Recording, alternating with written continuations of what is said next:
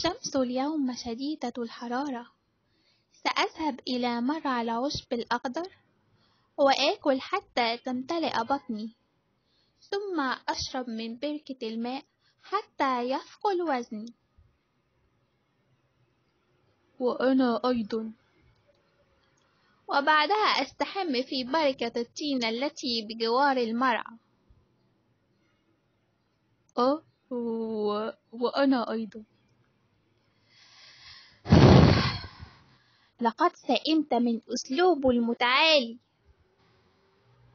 من تقصدين؟ هذا الطائر المستعرض بألوانه المتباهي بجماله. انظري إلى الابتسامة المستفزة على وجهه. مجرد النظر إليه يصيبني بالغيظ. ابتعد من هنا أيها الطائر الصغير جدا. ابتعد وإلا دهسناك بأقدامنا.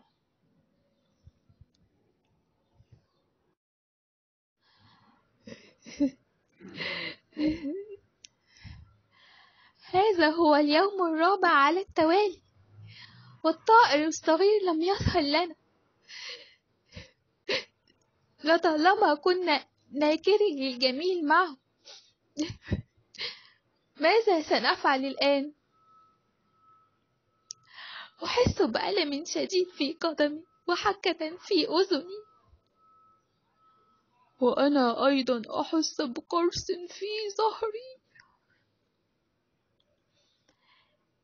كيف لهذا الكرات الشره البغيض أن يكون الوجبة المفضلة للطائر الصغير؟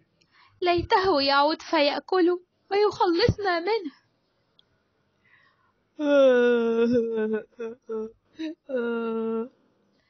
سأذهب إلى عش أتوسل إليه ليعود لنا. لا نستطيع العيش بدونه. وأنا أيضا سأذهب معك.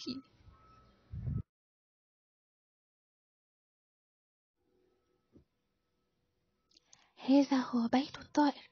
سأنادي عليه. أيها الطائر، أيها الطائر، نعرف أنك بالداخل. رد علينا. ماذا تفعلون هنا؟ جئت لأعتذر لك عما بدر مني من سوء أدب وقسوة. وأنا أيضا أعتذر لك. سننتظر عودتك إلى المرعى. لا أعلم أي سبب لما فعلتموه معي، ولكن سوف أذهب إليكم غدا صباحا إن شاء الله. شكرا لك. شكرا لك.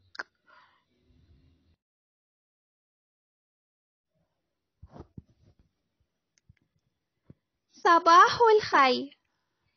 كيف حالكم؟ شكرا لكم على حضوركم. هيا بنا إلى العمل. لدينا وجبة لذيذة في فراء الجاموس. قبل غروب الشمس لا أريد أن أرى قرادة واحدة. سنحاول بكل جهدنا